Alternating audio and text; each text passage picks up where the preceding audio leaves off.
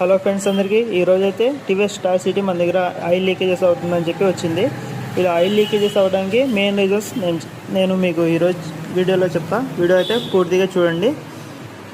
ఇలా engine oil ఎందుకు leak అవుతుందంటే మీరు ఇంజిన్ ఆయిల్ లేట్గా మార్చడం వల్ల. ఎందుకంటే ఇంజిన్ ఆయిల్ మీరు లేట్గా మారిస్తే ఆయిల్ లెవెల్ అనేది ఇంజన్లో తగ్గిపోయి ఇంజన్ ఓవర్ హీట్ ఎక్కి ఇలా ఓరింగ్స్ ప్యాకింగ్స్ ఆయిల్స్ అనేవి పోతాయి. మీరు ఆయిల్ లేట్గా మారిస్తే ఆయిల్ అనేది గేజ్కి తగ్గిపోతుంది, ఇంజన్లో ఉండదు. లీటర్ ఉండాల్సిన అర లీటర్ ఉండేది, అప్పుడు ఓవర్ హీట్ ఎక్కిద్ది ఇంజన్.